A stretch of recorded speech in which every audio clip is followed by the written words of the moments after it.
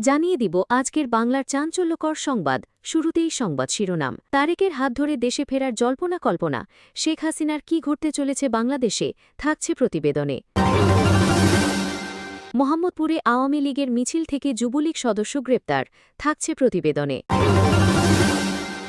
আওয়ামী লীগ ও জামায়াত দুই দলই পাকিস্তানের পক্ষে ছিল, ডিএসসিসি প্রশাসক, থাকছে প্রতিবেদনে। সরকার অতিরিক্ত পলিটিসাইজ হয়ে গেছে, জামায়াত আমির, থাকছে প্রতিবেদনে। রাজনীতির নামে নাসিরুদ্দিন পাটওয়ারির ধর্মীয় ভণ্ডানি কখনোই নতুন রাজনীতি হতে পারে না, রাশেদ, থাকছে প্রতিবেদনে। জুলাই সনদ নিয়ে ছলচাতুরি করছে সরকার, নাহিদ ইসলাম, থাকছে প্রতিবেদনে। বিএনপি যেভাবে ব্যাকপাস খেলছে তাতে গোল খাওয়ার আশঙ্কা বেশি, গোলাম পরোয়ার, থাকছে প্রতিবেদনে। এতক্ষণ শুনতেছিলেন সংবাদ শিরোনাম, এখন বিস্তারিত। মোহাম্মদপুরে আওয়ামী লীগের মিছিল থেকে যুবলীগ সদস্য গ্রেপ্তার। রাজধানীর মোহাম্মদপুর এলাকায় নিষিদ্ধ ঘোষিত সংগঠন আওয়ামী লীগের মিছিল হয়েছে বলে জানা গেছে। শুক্রবার দুপুর আনুমানিক 2:15 মোহাম্মদপুর থানাধীন গণভবন ক্রসিং মোড় এলাকায় এ মিছিল হয়। ছাত্রলীগ, যুবলীগ ও আওয়ামী লীগের সম্মিলিত ব্যানারে কয়েক মিনিট স্থায়ী এই ঝটিকা মিছিলে পুলিশের টহল দল হানা দিয়ে খোকন গাজী নামের যুবলীগের এক সদস্যকে গ্রেপ্তার করে। ডিএমপির মোহাম্মদপুর জোনের অতিরিক্ত উপ-পুলিশ কমিশনার এডিসি জুয়েল রানা জানান, ২০ থেকে ২৫ জনের একটি দল গণভবন ক্রসিং মোড় থেকে ইকবাল রোডের দিকে ঝটিকা মিছিল বের করে। খবর পেয়ে মোহাম্মদপুর থানার উপপরিদর্শক এসআই রাজুর নেতৃত্বে টহল ডিউটিতে থাকা পুলিশ দল ঘটনাস্থলে হানা দেয়। এ সময় মিছিল থেকে মোহাম্মদ খোকন কাজী নামে এক যুবলীগ সদস্যকে হাতে নাতে গ্রেপ্তার করা হয়। খোকন ভোলা জেলার লালমোহন থানার চর টিটিয়া এলাকার মৃত সুলতান কাজীর ছেলে। গ্রেপ্তারের সময় তার কাছ থেকে একটি ব্যানার উদ্ধার করা হয়েছে বলে জানিয়েছে পুলিশ। ব্যানারটিতে যুবলীগ নেতা ও সাবেক কাউন্সিলর তারিকুজ্জামান রাজীবের ছবি ও বিক্ষোভ মিছিল লেখা ছিল। পুলিশের উপস্থিতি টের পেয়ে মিছিলে অংশ নেওয়া বাদবাকিরা দ্রুত ঘটনাস্থল থেকে দৌড়ে পালিয়ে যায়। আওয়ামী লীগ ও জামায়াত দুই দলই পাকিস্তানের পক্ষে ছিল বলে মন্তব্য করেছেন ঢাকা দক্ষিণ সিটি কর্পোরেশনের প্রশাসক মুক্তিযোদ্ধা আব্দুস সালাম। তিনি বলেছেন, আওয়ামী লীগ ও জামায়াতে ইসলামী দুটো দলই কিন্তু পাকিস্তানের পক্ষে ছিল, শুধু একটা দলকে বললে হবে না। আজকে আওয়ামী লীগ যেমন পাকিস্তানের প্রধানমন্ত্রী হতে চেয়েছিল, আর আরেকটি শক্তি পাকিস্তানকে টিকিয়ে রাখতে চেয়েছিল, আর এখানে একমাত্র বিএনপি যারা এই দেশের জন্য লড়াই করেছে। স্বাধীনতা দিবস উপলক্ষে আজ শুক্রবার এক আলোচনা সভায় প্রধান আলোচকের বক্তব্যে তিনি এসব কথা বলেন। বাংলাদেশ জাতীয়তাবাদী সাংস্কৃতিক দলের আয়োজনে আজ সকালে জাতীয় প্রেসক্লাবে এই আলোচনা সভা অনুষ্ঠিত হয়। মুক্তিযোদ্ধা আব্দুস সালাম বলেন, দুটো শক্তি মুক্তিযুদ্ধের বিরুদ্ধে সেই সময়ে অবস্থান নিয়েছিল, তারা এখনও মানসিকভাবে মুক্তিযুদ্ধকে স্বীকার করতে পারে না। এই দুইটা শক্তির মাঝামাঝি কিন্তু আজকের বিএনপির অবস্থান। বিএনপির অবস্থানটা যে সঠিক সেটা বারবার প্রমাণিত হয়েছে। মুক্তিযুদ্ধের সূচনা থেকে, মুক্তিযুদ্ধের ঘোষণা থেকে, মুক্তিযুদ্ধের নেতৃত্ব থেকে প্রমাণিত হয়েছে যে শহীদ রাষ্ট্রপতি জিয়াউর রহমান এই দেশে শুধু মুক্তিযুদ্ধের ঘোষণাই দেননি, তিনি রণাঙ্গনে নেতৃত্ব দিয়েছেন। জামায়াতে ইসলামীকে উদ্দেশ্য করে ডিএসসিসির প্রশাসক বলেন, আরেকটি শক্তি হল যারা সবসময় মুক্তিযুদ্ধকে বিরোধী করেছে। দুটো দলই কিন্তু পাকিস্তানের পক্ষে ছিল, শুধু একটা দলকে বললে হবে না। আজকে আওয়ামী লীগ যেমন পাকিস্তানের প্রধানমন্ত্রী হতে চেয়েছিল, আর আরেকটি শক্তি পাকিস্তানকে টিকিয়ে রাখতে চেয়েছিল, আর এখানে একমাত্র বিএনপি যারা এই দেশের জন্য লড়াই করেছে। লড়াই পরবর্তী সময়ে লড়াইয়ের স্বপ্নটাকে বাস্তবায়নের জন্য বিএনপি গঠন করেছেন।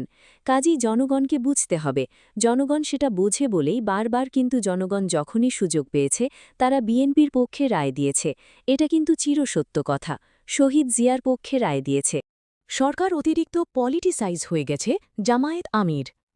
বাংলাদেশ জামায়াত ইসলামের আমির ডাক্তার শফিকুর রহমান বলেছেন, বর্তমান সরকার অতিরিক্ত পলিটিসাইজ, রাজনীতিকরণ হয়ে গেছে। এ কারণে তারা দেশের আইন শৃঙ্খলা পরিস্থিতির দিকে যথাযথ মনোযোগ দিতে পারছে না। গাজীপুরে একই পরিবারের 5 জনকে হত্যাসহ সাম্প্রতিক বিভিন্ন হত্যাকাণ্ডের ঘটনা এর বাস্তব উদাহরণ। শনিবার ৯ মে সকালে ৭ দিনের জাপান সফর শেষে দেশে ফিরে হজরত শাহজালাল আন্তর্জাতিক বিমানবন্দরে সাংবাদিকদের সঙ্গে আলাপকালে বিরোধী দলীয় নেতা ও জামায়াত আমির এসব কথা বলেন। ডা শফিকুর রহমান বলেন, সরকার রাজনীতি নিয়ে বেশি ব্যস্ত থাকায় জননিরাপত্তা বিঘ্নিত হচ্ছে। আমরা এসব হত্যাকাণ্ডের তীব্র নিন্দা জানাচ্ছি এবং দ্রুত অপরাধীদের শনাক্ত করে বিচারের আওতায় আনার দাবি জানাচ্ছি। জাপান সফর প্রসঙ্গে জামায়াত আমির বলেন, জাপান বাংলাদেশকে নিয়ে অনেক চিন্তা করে। দুই দেশের কাজের মাধ্যমে এই সম্পর্ক ভবিষ্যতে আরও ঘনিষ্ঠ হবে বলে তিনি আশা প্রকাশ করেন। তিনি জানান, জাপানে অবস্থানরত প্রবাসীরা দেশের বর্তমান পরিস্থিতিতে গণভোটের রায় ও জুলাই সনদ বাস্তবায়নের দাবি জানিয়েছেন। প্রবাসীদের বার্তা উদ্ধৃত করে তিনি বলেন, জুলাই সনদ বাস্তবায়নে কোনো ধরনের ফাঁকি ঝুঁকি চলবে না। এ সময় তিনি জুলাই বিপ্লবে আহতদের সুচিকিৎসার উপর জোর দিয়ে বলেন, থাইল্যান্ডের ব্যাংককে চিকিৎসাধীন আহত যোদ্ধাদের প্রয়োজনে আরও উন্নত চিকিৎসার জন্য অন্য দেশে পাঠাতে হবে। এ বিষয়ে তিনি সরকারের প্রতি দ্রুত কার্যকর পদক্ষেপ নেওয়ার আহ্বান জানান। পার্শ্ববর্তী দেশ ভারতের পশ্চিমবঙ্গ পরিস্থিতি ও সীমান্ত ইস্যু নিয়েও কথা বলেন ডা শফিকুর রহমান।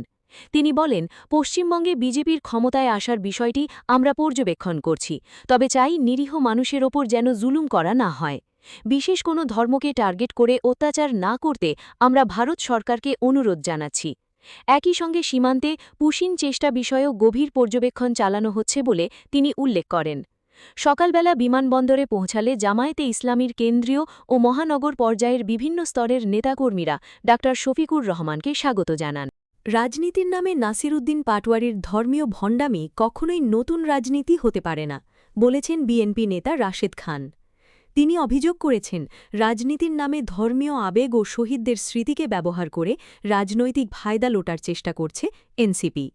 শনিবার ৯ মে নিজের ফেসবুক পোস্টে রাশেদ খান লিখেছেন, রাজনীতির নামে ধর্মীয় ভণ্ডামি কখনোই নতুন রাজনীতি হতে পারে না। পোস্টে তিনি শহীদ ওসমান হাদির বিভিন্ন বক্তব্য তুলে ধরে দাবি করেন, জীবিত অবস্থায় এনসিপির বিরুদ্ধে কঠোর সমালোচনা করেছিলেন ওসমান হাদি। তার ভাষ্য অনুযায়ী ওসমান হাদি এনসিপির ৩টি অপরাধ চিহ্নিত করেছিলেন। রাশেদ খান লিখেছেন, ওসমান হাদি বলেছিলেন যে ঠিক ৭১-এর মুক্তিযুদ্ধ যেভাবে আওয়ামী লীগ কুক্ষিগত করেছে, এনসিপি সেভাবে জুলাইকে কুক্ষিগত করেছে। এছাড়া তিনি এনসিপির নেতাদের বিরুদ্ধে দুর্নীতির অভিযোগ তুলে প্রশ্ন করেছিলেন, মাত্র ৮-১০ মাসের মধ্যে কিভাবে কোটি টাকার মালিক হতে পারে। পোস্টে আরও উল্লেখ করা হয় যে ওসমান হাদি অভিযোগ করেছিলেন যে এনসিপি জুলাইয়ের বৃহত্তর ঐক্য নষ্ট করেছে এবং বৈষম্য বিরোধী ছাত্র আন্দোলনের শক্তিকেও দুর্বল করে দিয়েছে। রাশেদ খান দাবি করেন, জীবিত অবস্থায় এনসিপির শীর্ষ নেতারা তাকে এড়িয়ে চলতেন, কিন্তু মৃত্যুর পর তাকে রাজনৈতিকভাবে ব্যবহার করা হচ্ছে। তার ভাষায়, শহীদ হওয়ার পর হয়ে গেলেন এনসিপির আইডল। জাতীয় নির্বাচনের আগে তাকে এনসিপির সবচেয়ে বড় আধ্যাত্মিক নেতা হিসাবে দেখানোর চেষ্টা করা হল। তিনি প্রশ্ন তোলেন, নাসির উদ্দিন পাটোয়ারি সত্যিই ওসমান হাদির আদর্শ ধারণ করেন নাকি তাকে রাজনৈতিক ট্রাম্প কার্ড হিসাবে ব্যবহার করছেন। মসজিদে গিয়ে রাজনৈতিক প্রচারণার অভিযোগও তোলেন বিএনপির এ নেতা। তিনি বলেন, নাসির উদ্দিন পাটোয়ারি বিভিন্ন মসজিদে জুমার নামাজে যাওয়ার আগে ফেসবুকে পোস্ট ও গুগল ম্যাপ শেয়ার করেন, যার ফলে দলীয় নেতাকর্মীরা সেখানে জড়ো হন। রাশেদ খানের অভিযোগ, তিনি খুব জনপ্রিয় হয়েছেন এটা দেখানোর জন্য তিনি তার পিআর টিম নিয়ে মসজিদে যাচ্ছেন, জোট ও দলের নেতাকর্মীদের জড়ো করছেন এবং সারা দেশের মানুষকে দেখাচ্ছেন যে তাকে এক নজর দেখার জন্য সবাই মসজিদে নামাজে এসেছে। জুলাই সনদ নিয়ে ছলচাতুরি করছে সরকার। নাহিদ ইসলাম। জুলাই সনদ ও সংস্কার বাস্তবায়ন নিয়ে সরকার ছলচাতুরি করছে বলে অভিযোগ করেছেন জাতীয় নাগরিক পার্টি এনসিপি এর আহ্বায়ক নাহিদ ইসলাম। তিনি বলেন, এ নিয়ে আলোচনার জায়গা না রাখলে শান্তিপূর্ণ আন্দোলন আরও কঠিন হবে। শনিবার ৯ মে সকালে রাজধানীর একটি হোটেলে সংস্কারের অচলাবস্থা ও করণীয় শীর্ষক সংলাপে এসব কথা বলেন তিনি। জাতীয় নাগরিক পার্টি এনসিপি এ সংলাপের আয়োজন করে। এতে বিভিন্ন আন্তর্জাতিক সংস্থার প্রতিনিধি ও কূটনীতিকরা অংশ নেন। সংলাপে কূটনীতিক ও অতিথিরা বলেন, বাংলাদেশে সংস্কারের কোনো বিকল্প নেই। সরকারের দেওয়া প্রতিশ্রুতি বাস্তবায়নের জন্য সময় দেওয়া উচিত। এনসিপি নেতারা বলেন, ভবিষ্যতে নতুন করে ফ্যাসিবাদী শাসন ব্যবস্থা ফিরে আসার পথ বন্ধ করতে সংস্কার প্রয়োজন। নাহিদ ইসলাম বলেন, সরকার এখনও পুরোপুরি সংস্কারকে অস্বীকার করেনি, তবে নানা ধরনের ছলচাতুরির আশ্রয় নিচ্ছে। তিনি আরও বলেন, চলমান আন্দোলন কতটা কঠিন হবে তা নির্ভর করবে সরকারের সদিচ্ছার উপর। তিনি অভিযোগ করেন, সংস্কার না হওয়ায় সাধারণ মানুষ কাঙ্ক্ষিত সুফল পাচ্ছে না। পাশাপাশি দেশের আইন শৃঙ্খলা পরিস্থিতিও এখনও পুরোপুরি নিয়ন্ত্রণে আসেনি বলে মন্তব্য করেন তিনি। বিএনপি যেভাবে ব্যাকপাশ খেলছে তাতে গোল খাওয়ার আশঙ্কা বেশি। গোলাম পরোয়ার, সরকার গণভোটের রায় ও জনগণের মতামতকে উপেক্ষা করে বৈষম্যমূলক উন্নয়ন কার্যক্রম পরিচালনা করছে বলে অভিযোগ করেছেন জামায়াতে ইসলামীর সেক্রেটারি জেনারেল মিয়া গোলাম পরোয়ার। আজ শনিবার সকাল 8:30টার দিকে সৈয়দপুর বিমানবন্দরে সাংবাদিকদের সঙ্গে আলাপকালে তিনি এ অভিযোগ করেন। গোলাম পরোয়ার বলেন, নির্বাচনের আগে তারা হ্যাঁ ভোটের পক্ষে অবস্থান নিয়েছেন এবং ভোটও দিয়েছেন। এখন জুলাই সনদ বাস্তবায়নের কথা বললেও গণভোটের রায় মানছেন না। বিএনপি ক্ষমতায় গিয়ে ৭০% জনমতকে উপেক্ষা করছে। উন্নয়ন কার্যক্রমেও আঞ্চলিক ও দলীয় প্রাধান্য দেওয়া হচ্ছে। জামায়াতের সেক্রেটারি জেনারেল বলেন, একটি এলাকাতেই একাধারে সিটি কর্পোরেশন, নতুন উপজেলা, বিশ্ববিদ্যালয় ও আন্তর্জাতিক বিমানবন্দর করা হচ্ছে, অথচ সার্বিক গুরুত্ব বিবেচনায় এসব উন্নয়ন ভিন্ন ভিন্ন এলাকায় হওয়া উচিত। তিনি বলেন, আমরা সরকারের উন্নয়ন কার্যক্রমের বিরোধিতা করি না, বরং উৎসাহিত করি। তবে উন্নয়নের ক্ষেত্রে আঞ্চলিকতা বা সরকারদলীয় এমপিকে প্রাধান্য দেওয়াকে গ্রহণযোগ্য মনে করি না। ন্যায্যতা ও সাম্যের ভিত্তিতে উন্নয়ন নিশ্চিত করতে হবে।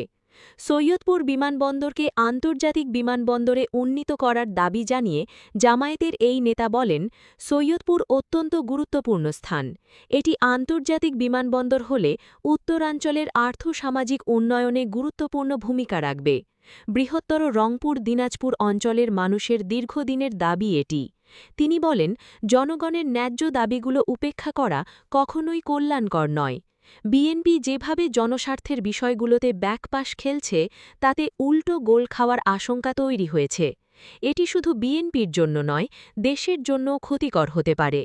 গণমাধ্যমের স্বাধীনতা নিয়েও উদ্বেগ প্রকাশ করেন জামায়াতের সাবেক এই সংসদ সদস্য। তিনি বলেন, ফ্যাসিস্ট আমলে গণমাধ্যমের স্বাধীনতা ও স্বাধীন সাংবাদিকতার জন্য যারা আন্দোলন করেছে তারাই এখন অনেক গণমাধ্যমকে কুক্ষিগত করে সংবাদকর্মীদের চাকরিচ্যুত ও নির্যাতন করছে। বিশেষ করে সরকারের ভুল কর্মকাণ্ডের বিরুদ্ধে কথা বলছেন এমন সাংবাদিকদের টার্গেট করে হেনস্থা করা হচ্ছে। এর আগে ঢাকা থেকে একটি উড়োজাহাজে সৈয়দপুর বিমানবন্দরে পৌঁছান গোলাম পরোয়ার। তার সহসঙ্গী হিসেবে জামায়াতের সহকারী সেক্রেটারি মাওলানা আব্দুল হালিম, বাংলাদেশ শ্রমিক কল্যাণ ফেডারেশনের সভাপতি আতিকুর রহমান ও সহসভাপতি গোলাম রব্বানী ছিলেন। বিমানবন্দরে তাদের ফুলেল শুভেচ্ছা জানান নীলফামারী ৪ আসনের সংসদ সদস্য মাওলানা আব্দুল মুন্তাকিম, নীলফামারী জেলা জামায়াতের সেক্রেটারি মাওলানা আন্তাজুল ইসলাম ও জেলা শ্রমিক কল্যাণ ফেডারেশনের সভাপতি মনিরুজ্জামান। পরে তারা পঞ্চগড়ের উদ্দেশ্যে রওনা হন।